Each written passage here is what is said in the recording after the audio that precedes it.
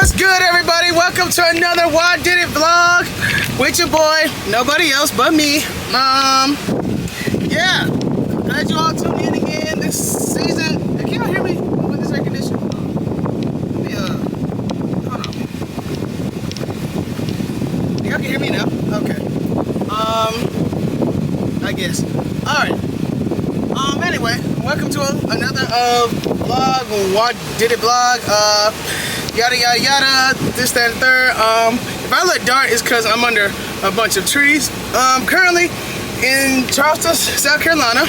I came for, first off, a mini vacation, and also because I bought a ticket to an event, which is like a GULLAH like program or whatever. And one of the guests there is Uncle Ron from GULLAH Island. If you around my age or a little bit older, you know what that is.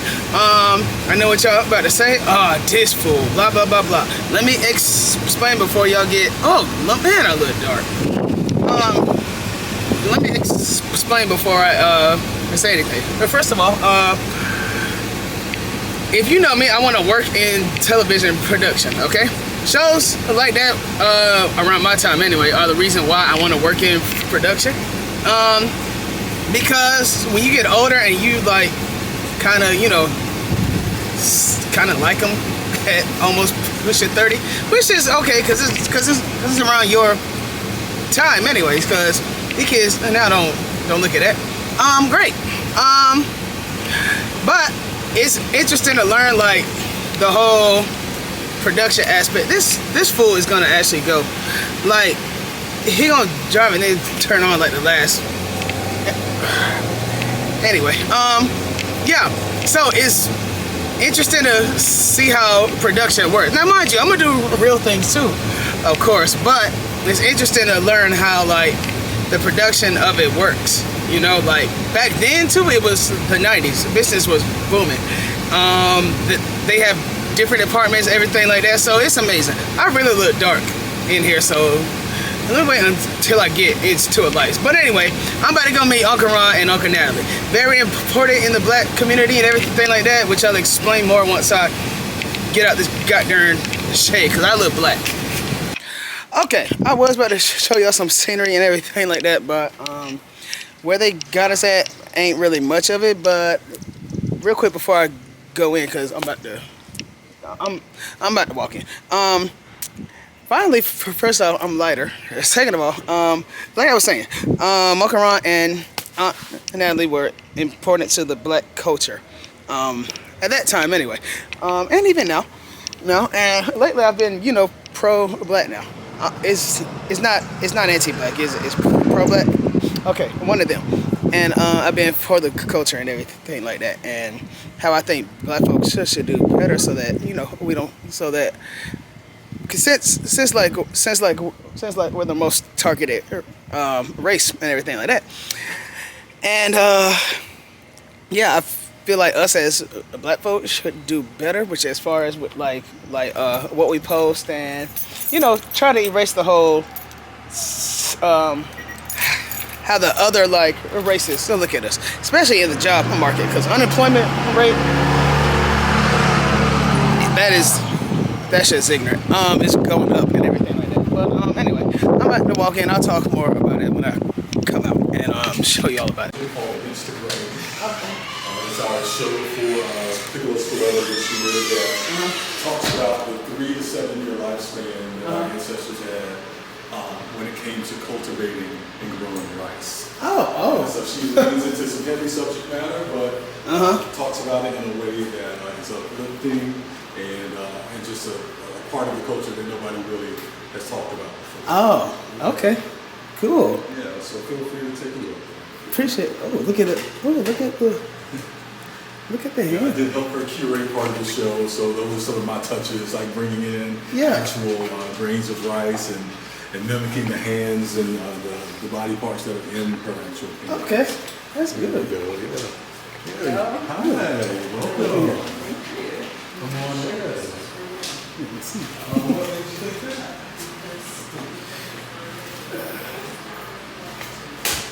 That's why it's important, because most people are not familiar with this name. Okay, y'all, so I walked in. So you are familiar with the name. I'm good. How about you? Good. Well, we are brand new. We just got back. He's a helpful. He's a friendly. I think Aunt Natalie made this one. Let you know that I don't know. I know she does things like that. That's their daughter over there. That's sad. She was supposed to be doing this work. I'll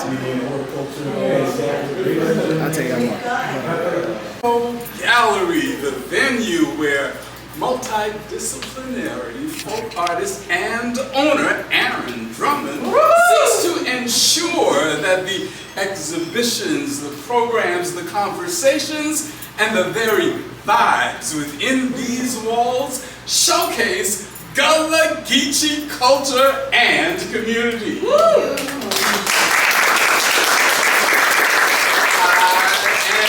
Honored for your presence tonight for this premier performance of a program where I will be sharing some of my low country inspirations, some memories, and some truth.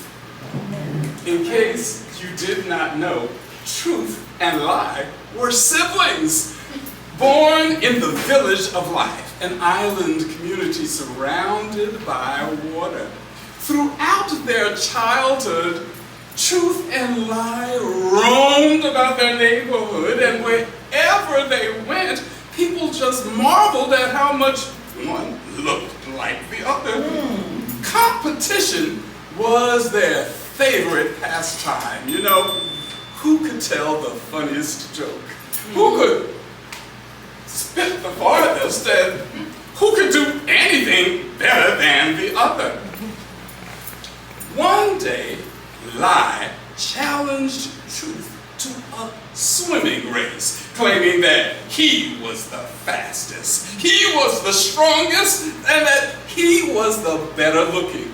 Now, Truth paid no attention to his claims. The two of them ran lickety-split to the beach, and when they got there, first of all, they picked a distance that they would swim to, and then they began pulling their clothes off, waiting for one or the other to begin sounding off the countdown. Get ready, get set. Well, Lie finished undressing first, and he jumped into the water before Truth was finished, and Lie started stroking left and stroking right. He stroked left and he stroked right.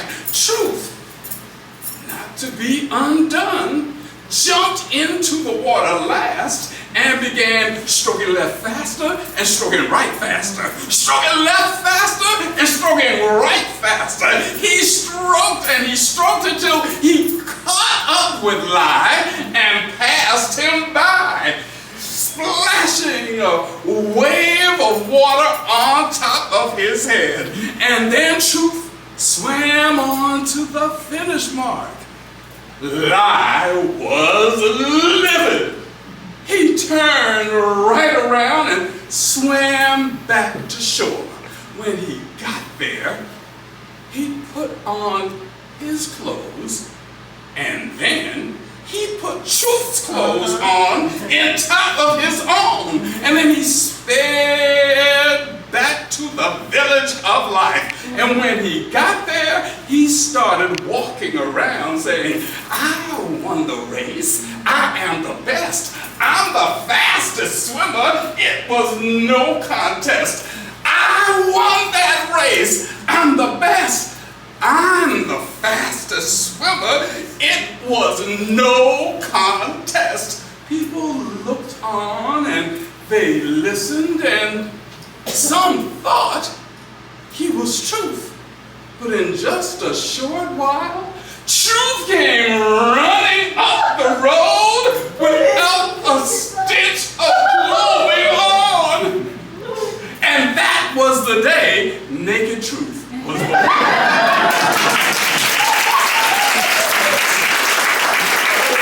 And heritage are significant. Yes. Why? It's not the hand-me-down of slavery. It's not the truth of yesteryear. It's not the punchline of black history. Not the wellspring of despair. Gullah Geechee culture. Filled before the pride. It's a gift from the ancestors. A mantle not to be denied. Now, a mantle, of course, means a cloak or covering that's laid over or passed on to someone. Now, that mantle, or my awareness of that mantle being passed on to me, came about at different stages of my life. I am a proud HBCU graduate of Hampton Institute. Which formerly became known as Hampton University just a few days or weeks following my graduation with a Bachelor of Arts degree in Mass Media Arts in 1978. Now, for those of you who are doing the math in your heads, that means that in 2 more years, I will be celebrating my 50th college reunion. For all of the reunions that I've been able to attend, my classmates have always told me that I shared with them the wonder of my low-country heritage from my freshman year throughout my senior year. They told me that I carried myself differently, that I spoke differently, and that I would tell them stories about customs and beliefs and family practices that some of them had never heard of.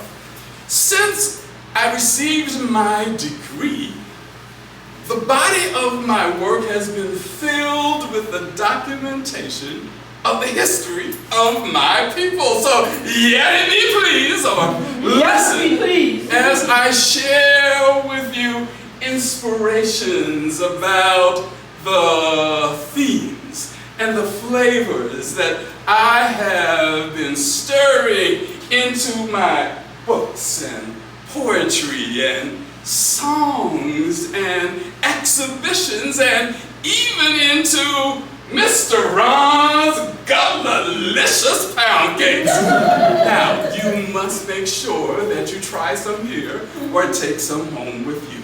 Now, each low country inspiration began with a story.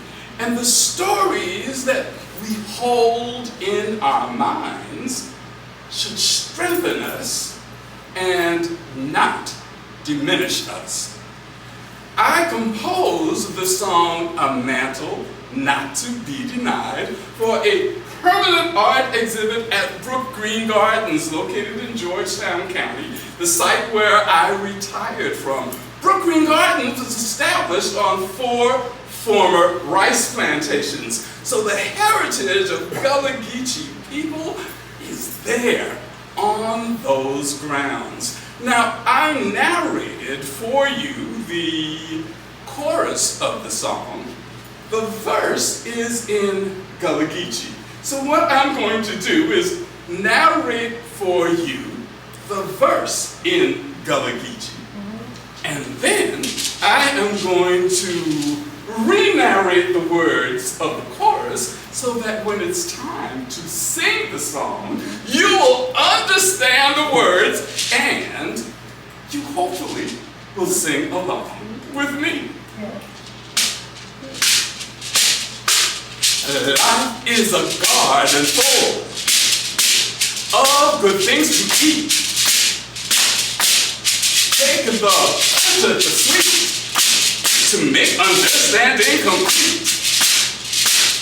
Life's filled with values, like olives in a field. Tell the beauty, the wonder that others long to feel. It's not the hand-me-down of slavery. is not the change of yesteryear, not the punchline of black history, not the wellspring of despair.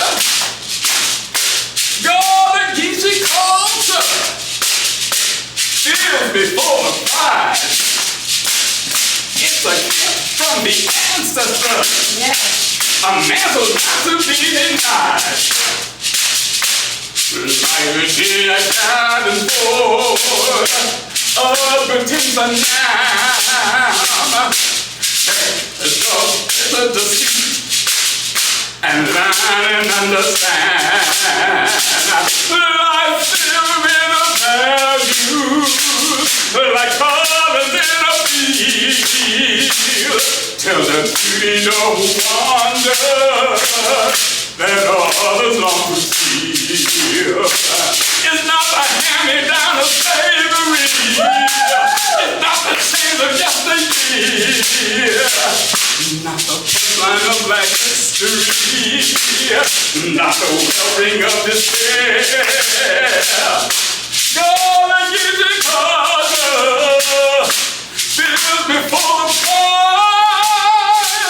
It's a gift from the ancestors. A mantle not to be denied. Gullah Geechee culture feels before the pride. It's a gift from the ancestors. A mantle not to be denied.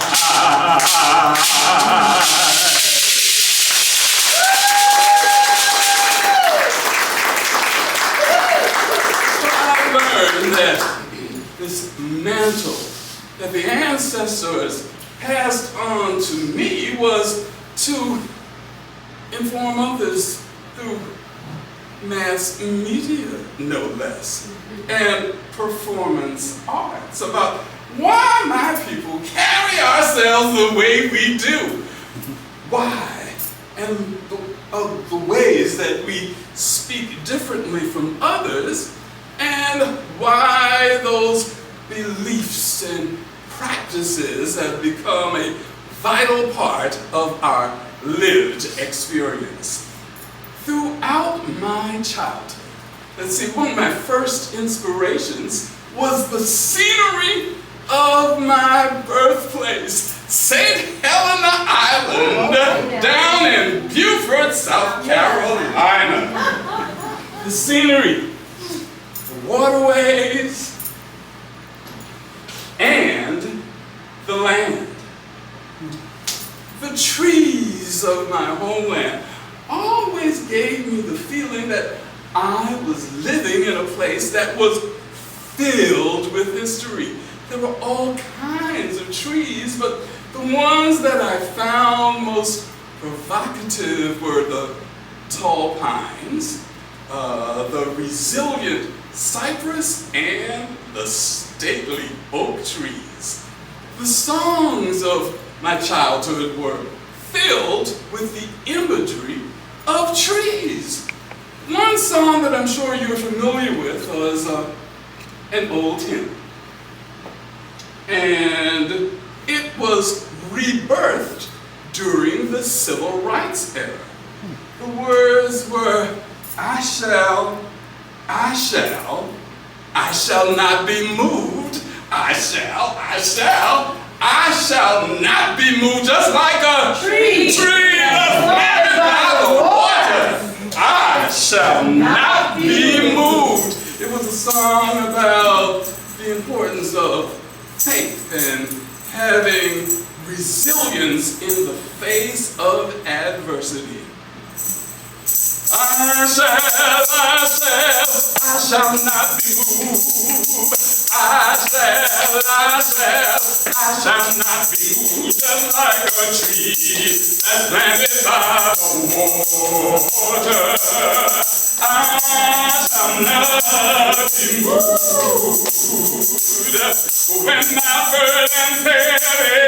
I shall not be moved when my burden's heavy. I shall not be moved, just like a tree that's planted by the water. I shall not be moved. Now, that song, the words were very important to me for the publication of my first book, Reminiscences of Sea Island Heritage. Now, at Hampton University in my Black or African American history and literature courses, whenever the subject matter was on the Sea Islands, I would raise my hand and I would give first-hand information about whatever topic was being discussed. And after my graduation, when I returned home, as a newspaper reporter at the Beaufort Gazette, I began doing feature stories on older St. Helenians, whom I had grown up under. And after I had left that job, I continued documenting oral histories all about the elders in my community. And at one time I thought, perhaps I could create a coffee table book with these oral histories. It would have the lyrics of old spirituals and work songs and historical photographs from the Penn Center collection of people from the late 1800s and 1900s.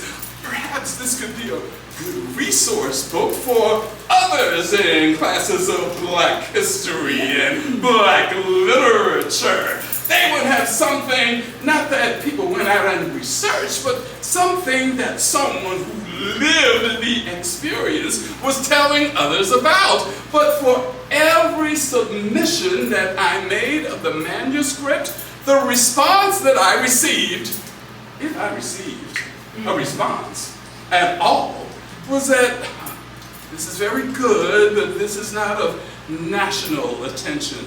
It is only of regional importance. But you know, I thought this would be a good project. I shall not be moved, I said. So, I thought, and then I made adjustments. I changed the layout of the material. I found more information. I added new things, and I would send out submissions again. And finally, I received a response that I was looking for. And do you know what? This book, its publication, paid the foundation for what has become the Ron and Natalie Day's family's cultural legacy.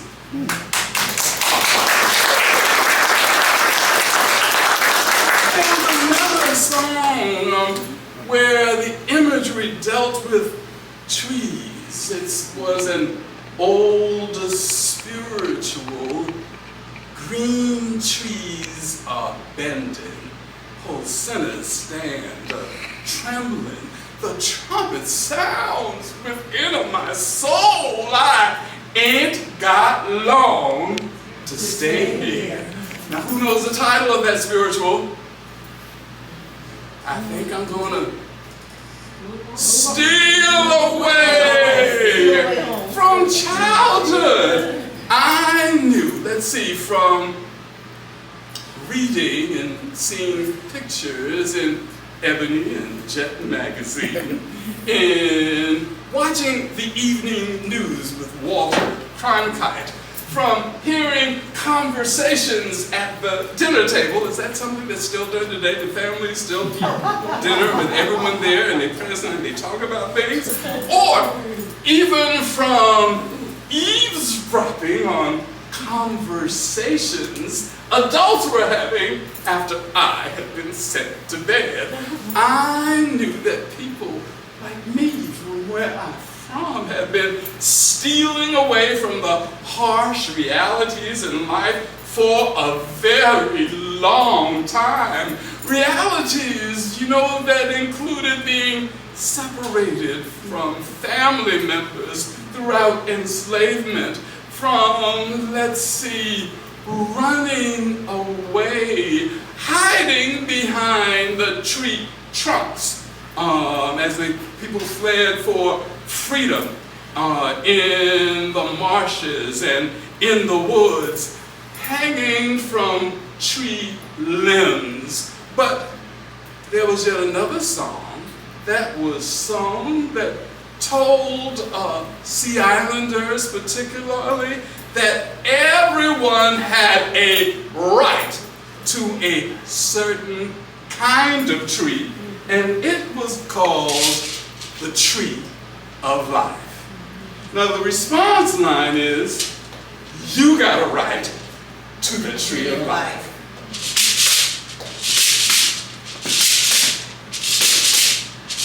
You got a right to the tree of life. You got a right to the tree of life. Come on. You got a right to the tree of life. You got a right to the tree of life. Tell my mother, tell my father, oh children rising, you got a right to the tree of life. You might be rough, but you got a right.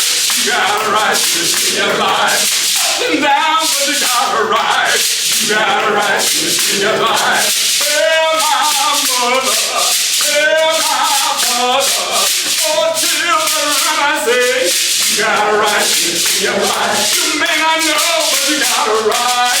You got a right to the tree of life. You got a right, you got a right. You got a right to the tree of life. Don't forget, you got a right. You got a right to the tree of life. You don't know, you got a right. You got a right to the tree of life. Oh, tell my mother, tell my father, oh, my children, come and say, you got a right to the tree of life.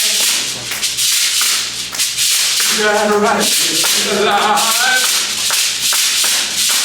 You got a right to the tree of life.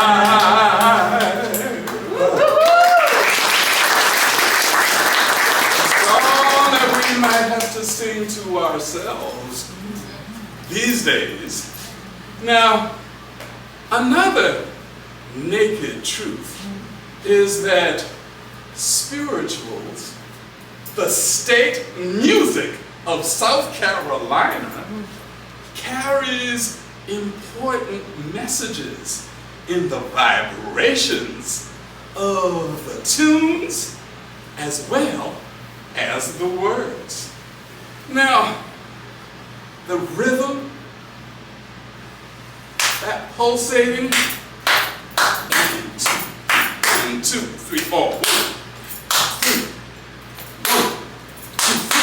Those are rhythms that are echoes of our West African past, to be used as reminders to look to the past, to know how to navigate in the present, and how to progress to the future, a triumphant future. And that's the way it was when I traveled to 2 West African countries in 2004 and 2005.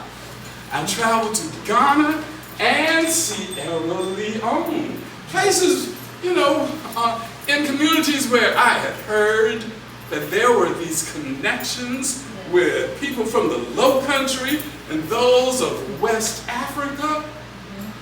And I saw those connections firsthand in the physical features of the people, in the music of the people, day-to-day scenes. And what I did, I found that there were echoes of those spirituals from my childhood wafting across the Atlantic Ocean.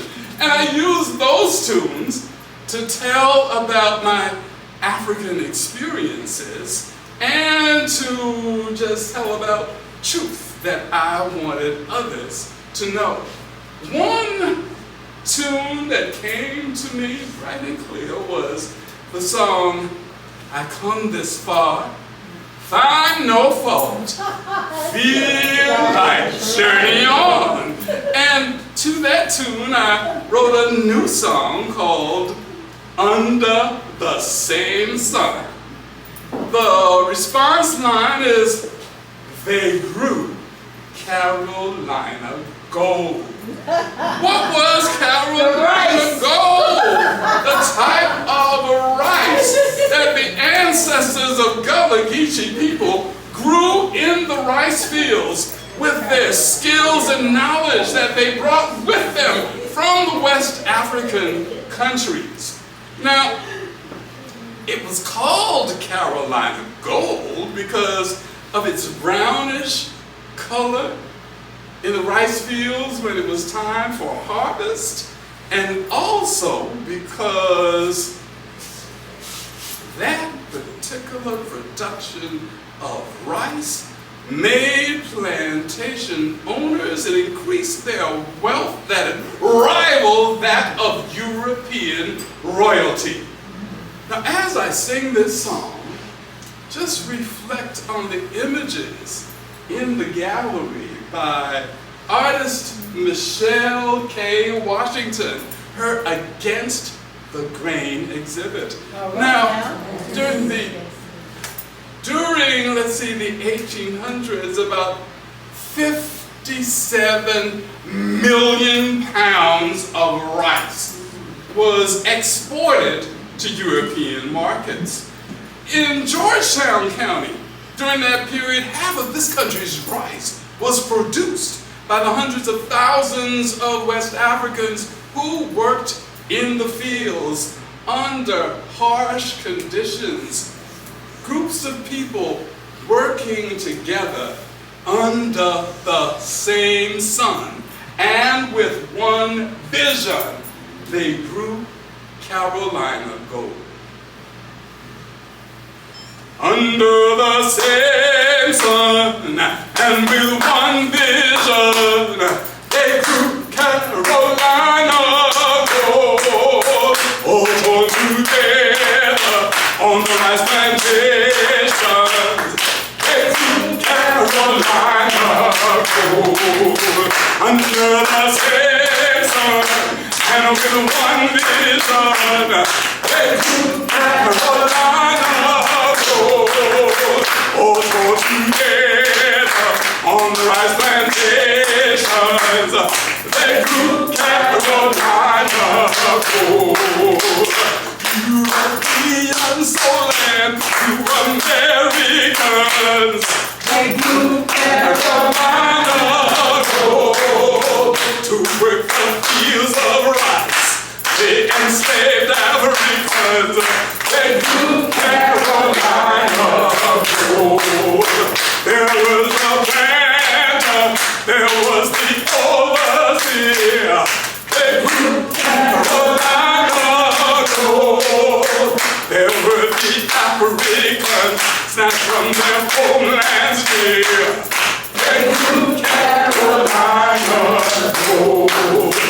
Under the same sun and with one vision, they grew Carolina gold.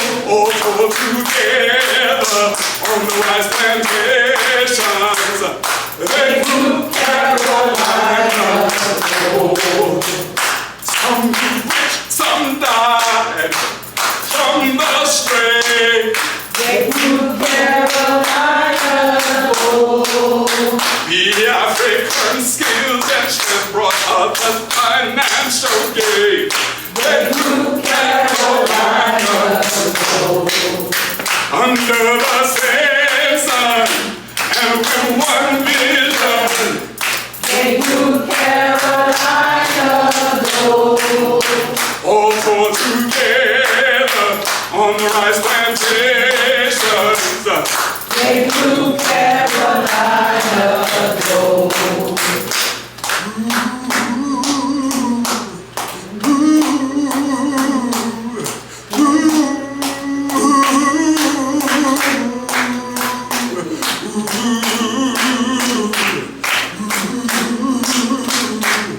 They grew Carolina gold.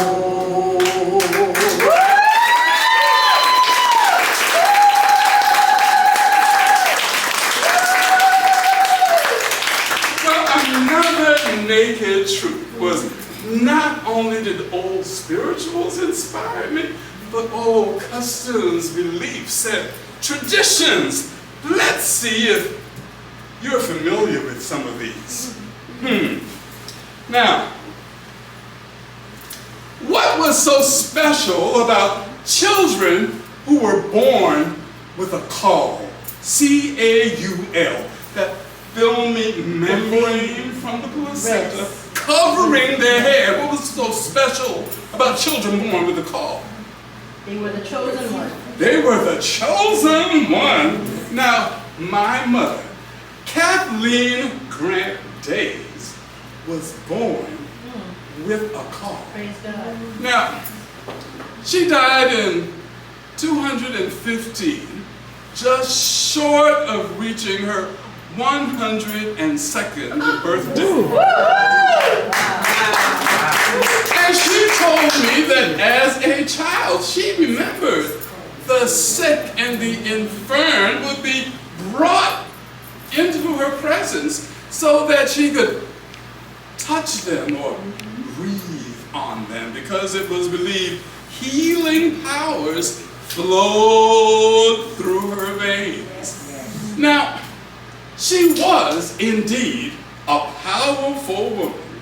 Now, when I was born, as my parents' ninth and last child, my mother was 43 years old.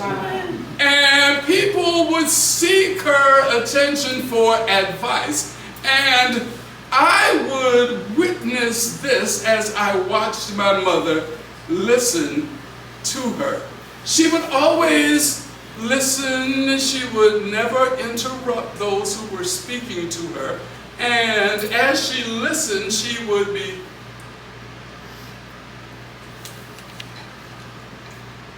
doing like that. And, you know, as I said, my mother was 43 years old when I was born. So, as I watched her, she was much older than the mothers of my contemporaries. And perhaps what I was witnessing was solely because her mouth was dry, or maybe she, you know, was gasping for breath. But what I saw is that she was eating the words of those who was speaking to her. Because when they finished talking, what she would propound to them revealed a lot of discernment and a lot of wisdom beyond whatever the people may have spoken to her. So to me, she was listening with her eyes, and she was tasting and ingesting their words with her mouth. My mother was also a prayerful woman. Oh, I knew that there were some things I didn't need to bring to her attention because she would pray about it. And what she prayed for may not be what I hoped or wanted her to pray for. But anyway, as I said, she was a prayerful woman, and it was from my mother that I learned how to bake the GULLAH pancakes. Now, the one that I am offering there is called Family Favorite, because that was one of the cakes she made that was always on her table whenever family members or guests arrived. It was their favorite, and that's why I call this traditional pound cake lemony, buttery, family favorite. And because of her prayerfulness, I packaged each GULLAH pound cake with the GULLAH pound cake prayer. Would you like to hear it? Yes.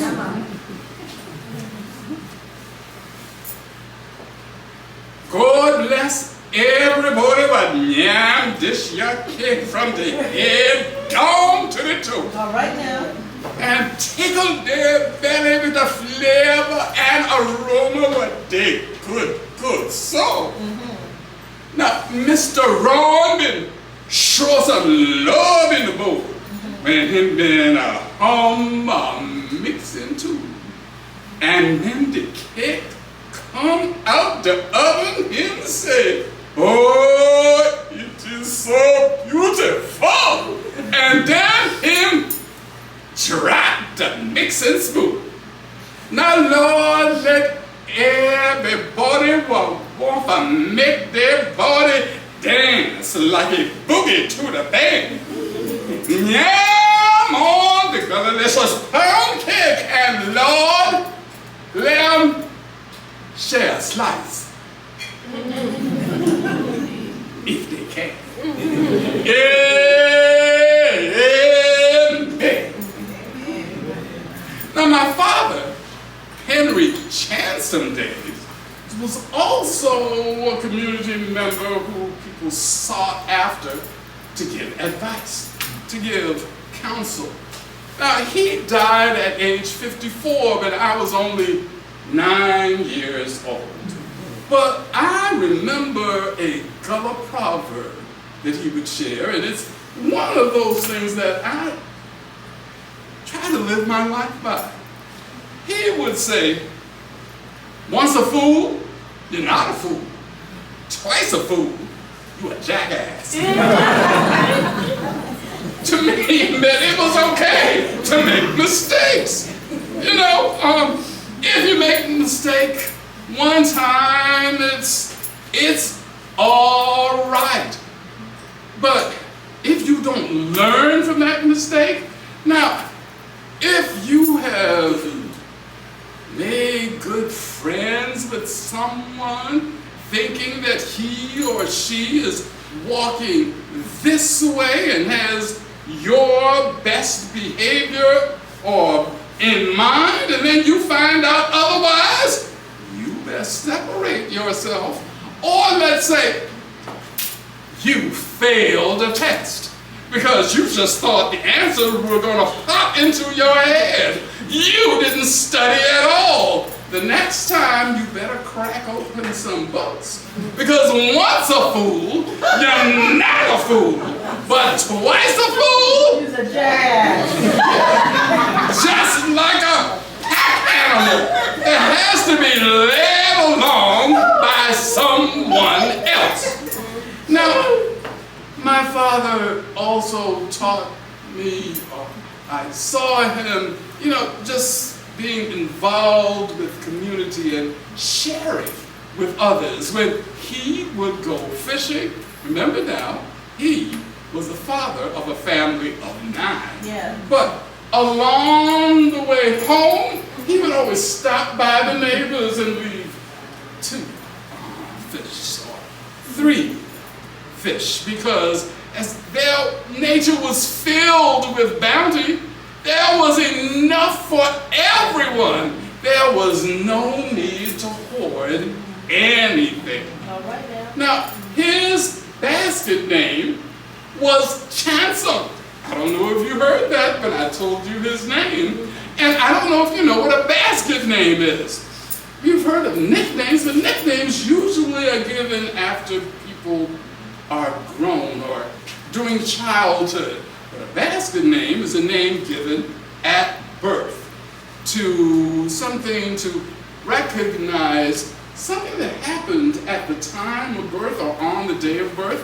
It followed the naming traditions of West Africans who would give names to the children so that the children, family members, and the community would always know the significance of their birth.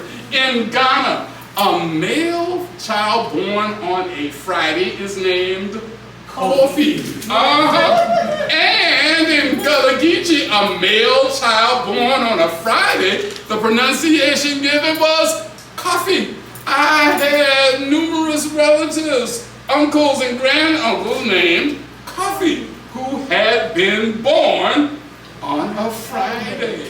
My father's basket name was Chansom. Now, all of my grandparents' children had died either at childbirth or soon thereafter. But when the midwife looked at him and saw his vital signs, she said, well, I guess we gon' chance him or take a chance on his surviving. And Chansom was his basket name. Now, I don't know how many of you watched Gullah Island. My family does. During, I think, about the 3rd season, there was a puppet, an animal puppet that was named Chansom. The producers asked, just, for recommendations of Gullah words and expressions. That's one of the recommendations I gave them, and they selected. What animal was it? Chansom Pelican. Don't remember it? Well, when Chansom Pelican was introduced to the cast, I must say that my wife and I, we didn't like that bird. I was just talkative. And, if we had our wishes, Chansom might get stuffed in a pot. Now, I don't know if my mother, the prayerful one, I don't know if she also was annoyed with Chansom Pelican, but 4th season, Chansom didn't come back. Now, let's see, sometimes sayings or remedies would be used if someone had a bad headache. What would be used to give that person some relief? The sea moss? I mean, not the Spanish moss? Oh no, you would wrap their head in some collard green leaves. Wrap it up. And I Googled this practice recently, and it said that, there was a lot of validity in that because those leaves would provide a cold, cool compress, and also the minerals that would be absorbed from those leaves would help to, relieve those nerve endings that cause headaches. And if someone had a cut, what? Spiderwebs. Spiderwebs would be pushed in to help the blood to thicken or coagulate. Who knows? Let's see. A behavior that someone might be accused of doing if they had the Bible turned on them. Have you had someone turn the Bible on you? Would you like to know what I'm talking about? Yes. Well, I'm gonna need a volunteer. All right. I just need a show of hands, and you don't have to worry. I'm not gonna call you to the front to have you demonstrate anything. What I'm going to do, if you allow me, will use your first name only, as I explain what turning the Bible is all about. Who'll be brave enough? You'll be the star of the day. Tanisha. Thank you, Tanisha. Well, to turn the Bible, you needed a Bible. And this is the New Testament, or the GULLAH Bible. Yay! And my wife Natalie, my mother, and I were among the charter members of the Sea Island translation team. It took about 23 years, just the New Testament, to be completed. You need a Bible and you need a key. Oh, you've heard of this. Well, a key would be placed within the Bible with the pages facing down. And someone would say, "Thy St. Peter, thy St. Paul, by the grace of the good Lord who made us all, if Tanisha did this alleged thing, pray, oh Bible, you would turn and fall."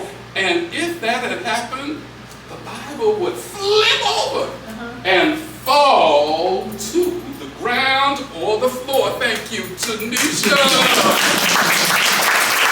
Now, what's the alleged behavior or action that this practice would be used for? If someone had told a lie.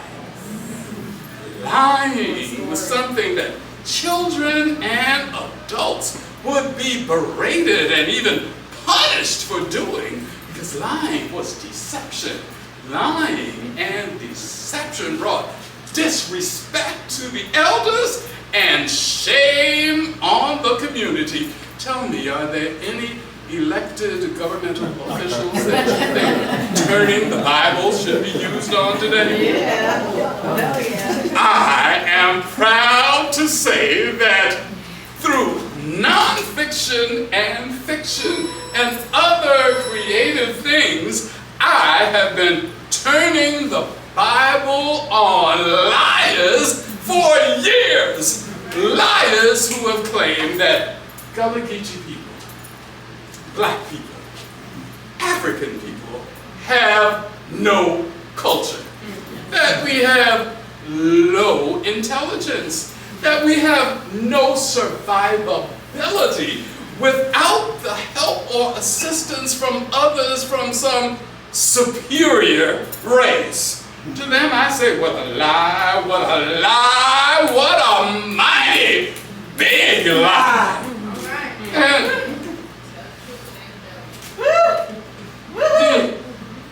one of the most defamatory lies told about Gullah Geechee culture is that our speech is bad English, broken English, or substandard English. It is more than English. Yes. Gullah Geechee is a Creole language, which means it has been creolized or mixed over time with other languages. It began with words and expressions from numerous West African languages and dialects. The intonation from those West African languages, the grammatical rules, were mixed in with colonizer languages, including English, Portuguese, Scottish, and even French. There is a West African word from the Igbo language, unu, U-N-U. That means you as a singular, plural, or possessive pronoun. You may not hear unu with Gullah Geechee speakers, but what you will hear might be ona, or hona, or in some communities, yana. Singular, plural, or possessive pronoun. How ona do? Yes. Hana do. Hona understand what I tell you? Hana understand. And yana smile and yana applause make me feel good. Gullah Geechee is a rhythmic and picturesque language that is spoken with pride by many people today. That was not the case just a few years ago. Many people will claim they had it beaten out of them, Yes. or it was altered because of by speech pathologists. Now,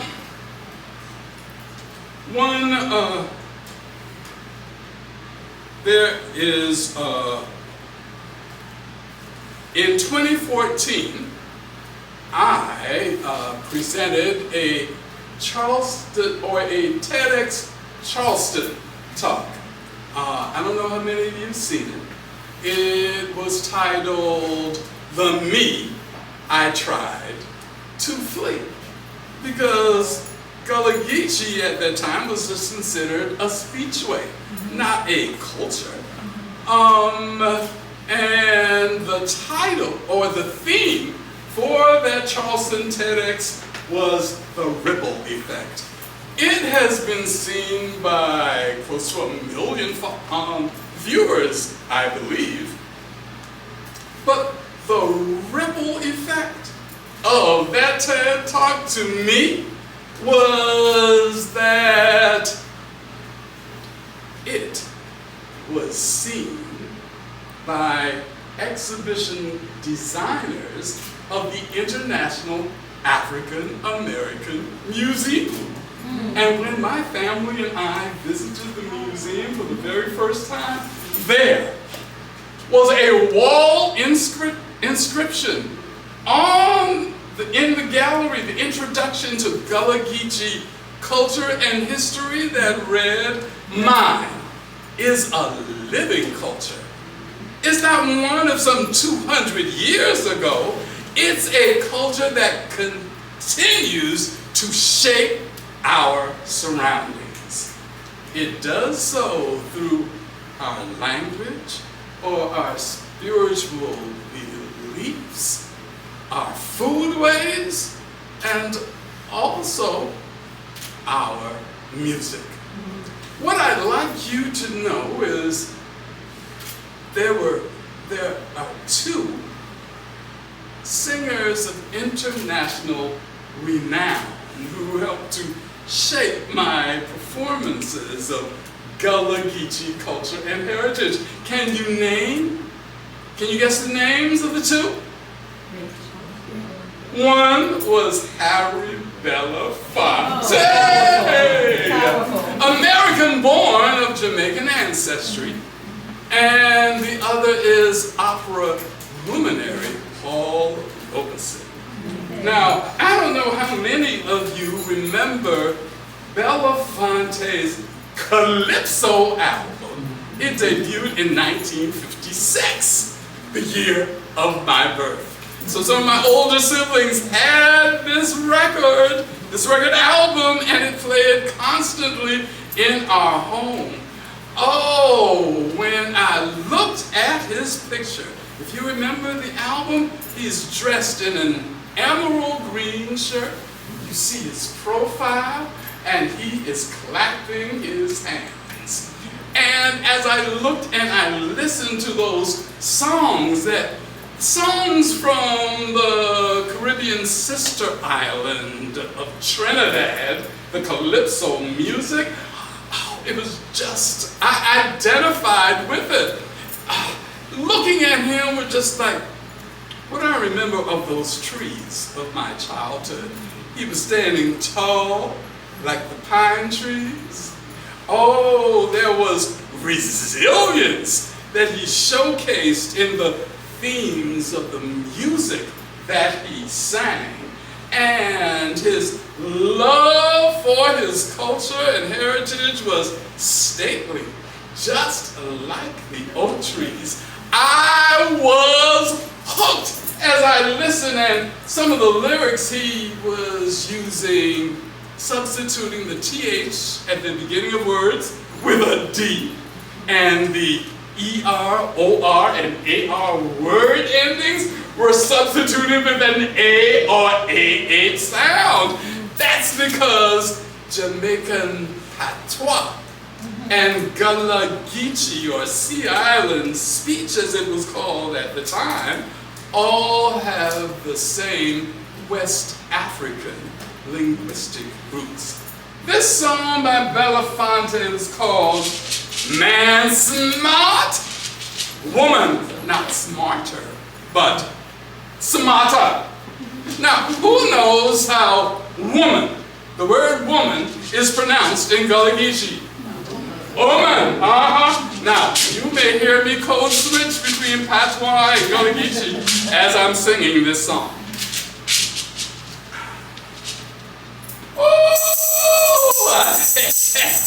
Let us put man and a woman together to find out which one is mother. Some say man, but I say no. The woman got the man beat, they should know, not the meat. But the people, they say, the big men are leading the women astray. But I say, That's the women of today, smarter than a man in every way. That's right, the woman is smarter. That's right, the woman is smarter. That's right, the woman is smarter. That's right, that's right. Ever since the war began, a woman was always teaching man. And if you listen to me attentively, I tell you she's smarter than me. Samson was the strongest man long ago. No one could have beat him, we all know. Till he clashed with Delilah on top of his bed. To tell him all his strength from the hair on his head. Not to me. But the people dare say, big men are leading, the women astray. But I say, that's the women of today, smarter than a man in every way. That's right, the woman is smarter. That's right, the woman is smarter. That's right, the woman is smarter. That's right, that's right. You meet a girl that's a pretty sad, thinking that you might stand a chance. You take her home, thinking she alone. You open the door, you find a husband, not a me. But the people there say, big men are leading, the women astray. But I say, that's the women of today, smarter than a man in every way. That's right, the woman is smarter. That's right, the woman is smarter. That's right, that's right. I was treating the girl independently. She wasn't making babies for me. And when the baby's born, am I going to be?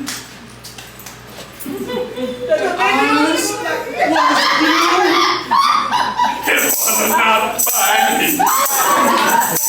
But the people say, big men are leading, the women are stray. But I say, that's the women of today, smarter than a man in every way.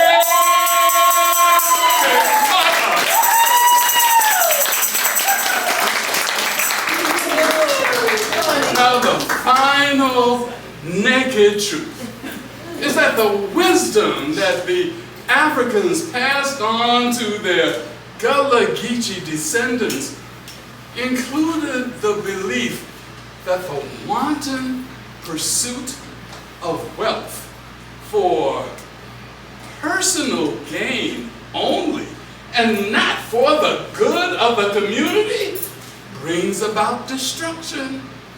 And so does the defilement of the divine within ourselves and the defilement of the divine throughout nature.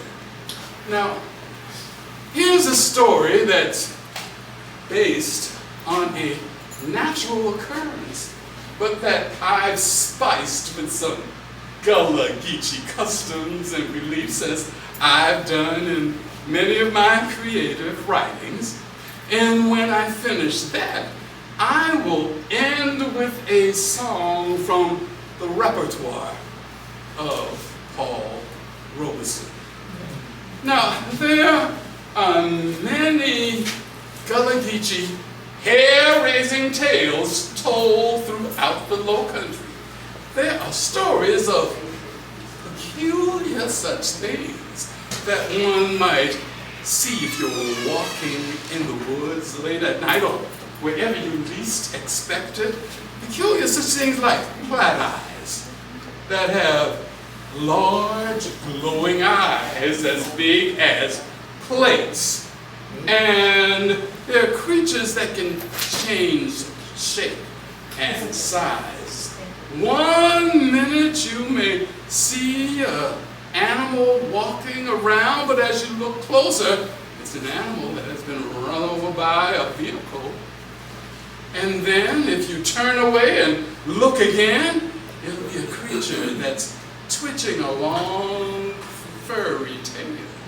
And if that lures you in, or the glow in its eyes, as you get closer, you might see 2 pointy ears and row of sharp, pointy teeth. There are also stories about hags. The hag, that's right. And haints, That's right. which are humans who, particularly elderly women who have the ability to peel off their skin, become invisible, and then transport themselves throughout the night until they land atop someone's chest, where that person awakens feeling this weight, and they cannot scream because their voices are not heard by anyone, and this being is pulling air out of their nostrils or blood from their veins.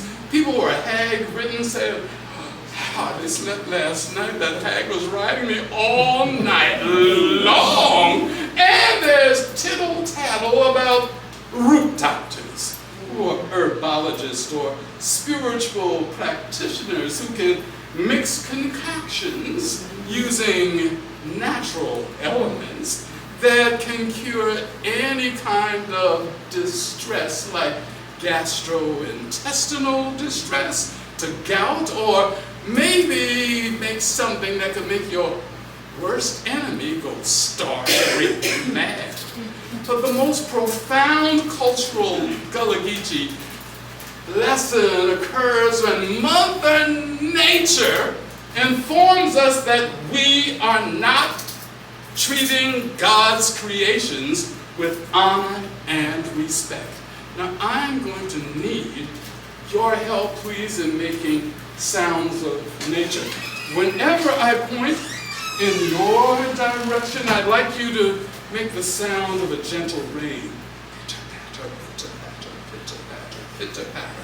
And if I speed up, that means the rain is getting stronger. Pitter-patter, pitter-patter, pitter-patter, pitter-patter. Come on. Pitter-patter, pitter-patter, pitter-patter, pitter-patter. Now, down here, I would like to hear the sound of a lightning storm. Flash, crack, rumble, rumble. Flash, crack, rumble, rumble. Flash, crash, rumble, rumble. Flash, crash, rumble, rumble. And over here, the sound is of a thunderstorm that when it was heard long ago, people would cover the mirrors in their homes, and especially their ears, because they would say God was talking. Boom, boom, boom, boom, boom, boom, boom, boom, boom, boom. Now you must remember, you must only remember the sounds of your section, and each sound, each line is repeated twice. Flash, crash, rumble, rumble. Flash, crash, rumble, rumble. Pitter-patter, pitter-patter, pitter-patter, pitter-patter. Those were the sounds that were made when this natural calamity occurred in 1867. 4 years after the Emancipation Proclamation had freed hundreds of thousands of enslaved Africans. 4 years after those who had been trafficked to this part of the country to produce the holy trinity of cash crops, cotton, rice, and indigo, have been lawfully released from having to grow and harvest crops that made the enslavers filthy rich. Before that time, however, slave ships traveled across the Atlantic Ocean and storms would brew. And the captives in the holds of the ship would moan and howl whenever the seas became rough. Sometimes the captives would be released from their chains and brought to the top deck and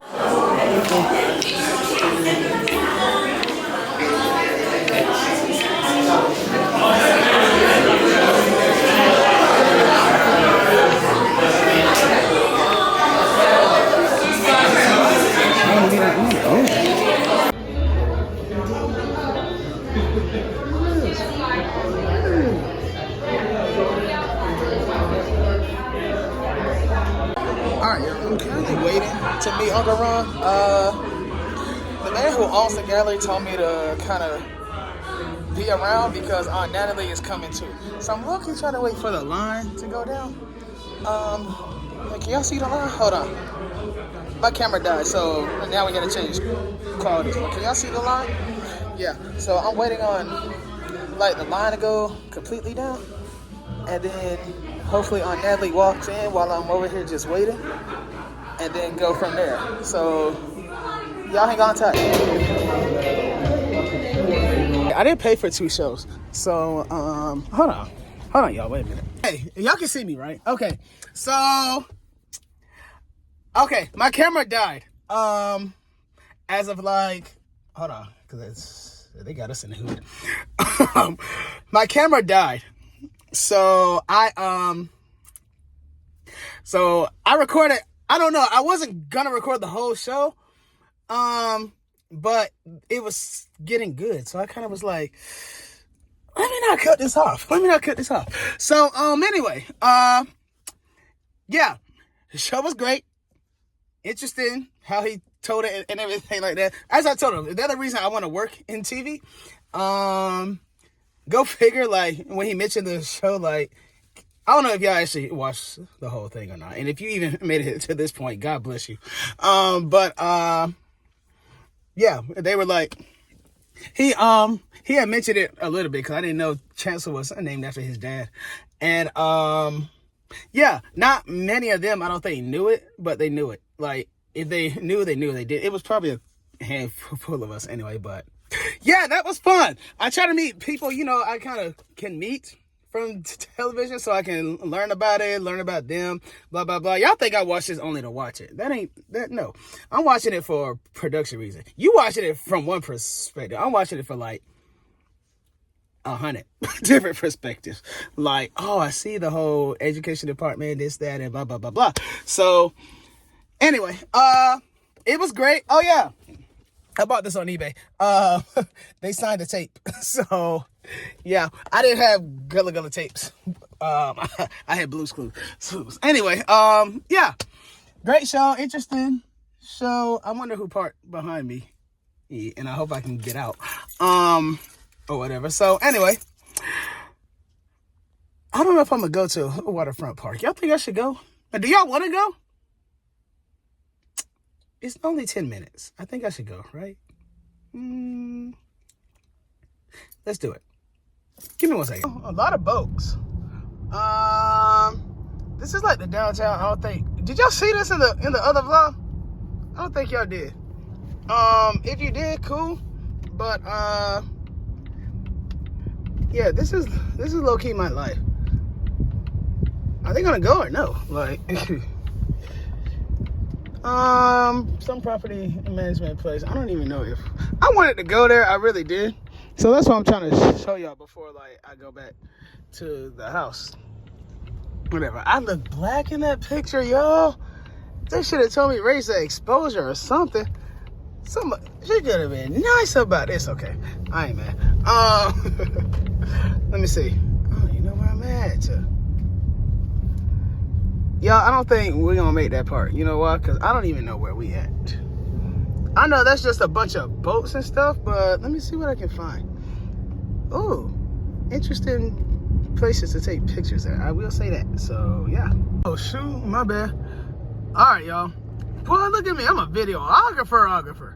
Okay, so anyway, y'all. So, this is like the city part, Charleston part. This is the part I wanted to show y'all. This here is Waterfront Park. Am I gonna get out? Yes. The freak? Yes. Sure am. Look at me, a videographer. Oh no. Oh, they moved that ice cream place. Interesting. I was trying to see where I can park to get out, just so I can kind of show y'all around. If I can't find parking, we gonna be SOL.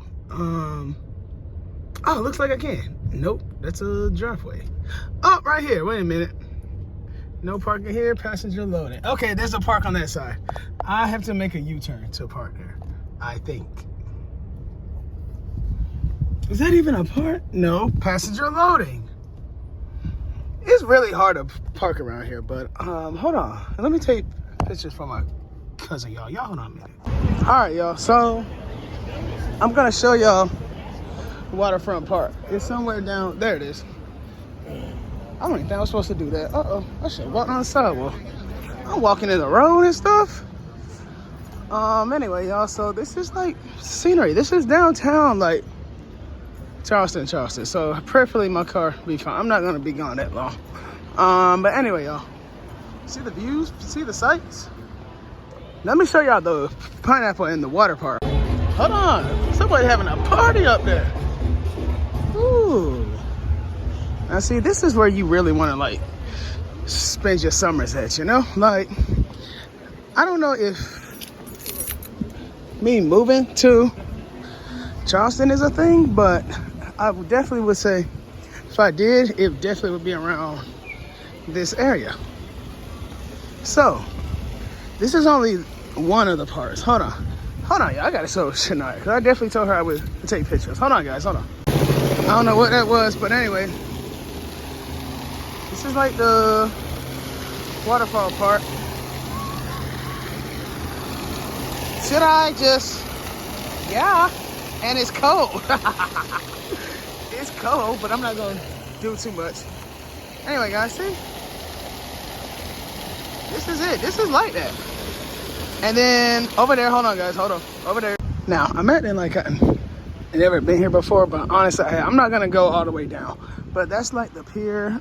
People come here to walk and take pictures and everything like that. And then they call it the pier because, look, there's a cruise ship over here. There's a yacht over there. And it's pretty much like the beach. I think the other beach is somewhere around here.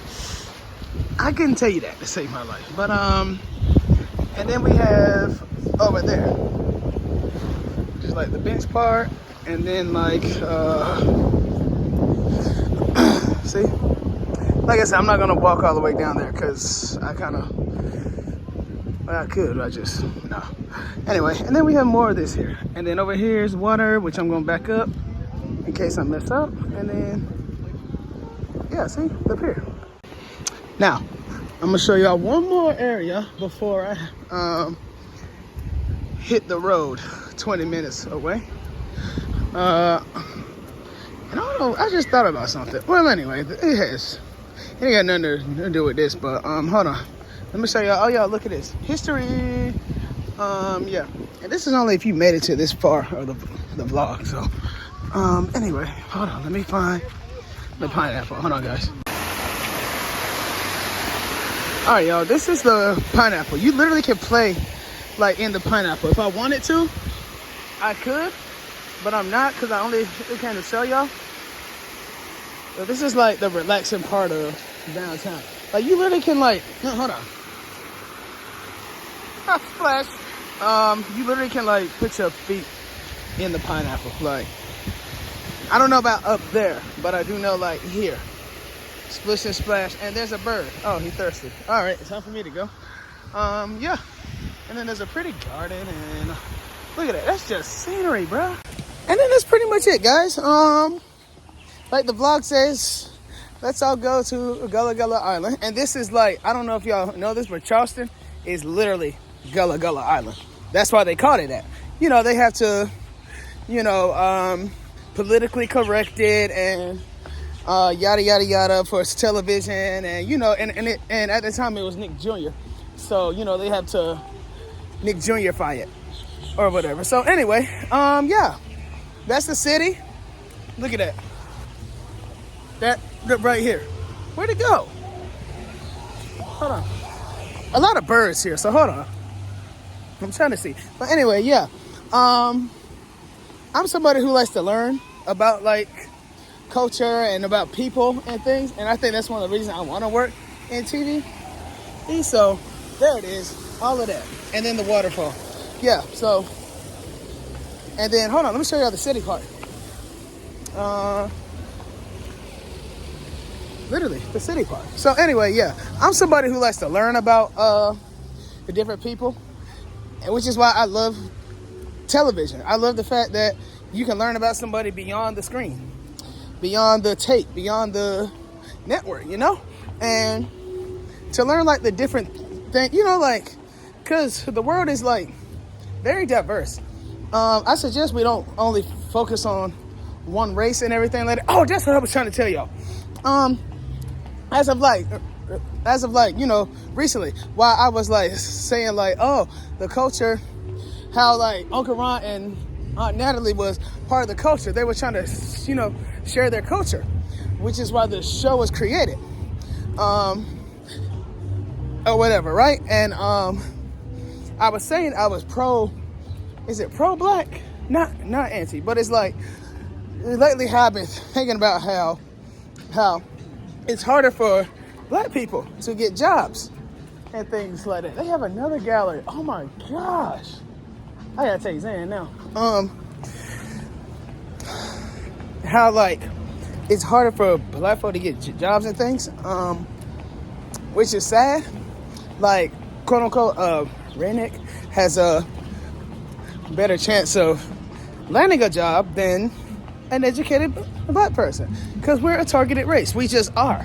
And I don't think, I was saying in terms of, I don't think like, I don't think we help at all. Only because, I don't think we do, because as I get older, I see why my aunts and everybody say, you know, like, watch what you post, because your job can see it. Not necessarily you in particular, but like what the whole, you know, like what is it? Majority can see. What the majority can see. And the majority can see hoodlums. The majority sees the negative. They don't see the positive. And it's people like us. It's people like us that we don't try to like fix that, you know? That's a topic I'm gonna talk about on the podcast, but I'm saying we don't try to fix that at all. Like, oh, let me fix the fact that, gee, the jobs, they only see the negative. They only see the thugs. They only see the trap music and everything like that. They don't see, oh, black people are educated. We're smart or whatever. If you actually go back and listen to Uncle Ron, you know, they'll say it. Gullah people, black people, oh, we're not intelligent, and this, that, and the third. I'm not against black folk at all. I am black. How am I going to be against my own? Sorry, y'all, the song played. Anyway, yeah, I'm just saying we should do better. But anyway, that's the end of our vlog, because that's a podcast episode that you'll see this year. I believe we're going to production in July. So, anyway, thanks for tuning in. Uncle Ron, Aunt Natalie, and the guy who, what was his name? His name was Aaron Drummond. Mr. Drummond, sure. Thank you, too. Thank you to him. Everybody there was kind. I was the youngest out that group. So, I was the youngest out that group. So, that tells you a lot. Anyway, thank y'all for tuning in. Like I said, we had to change cameras because the camera died. So, see you next week. Who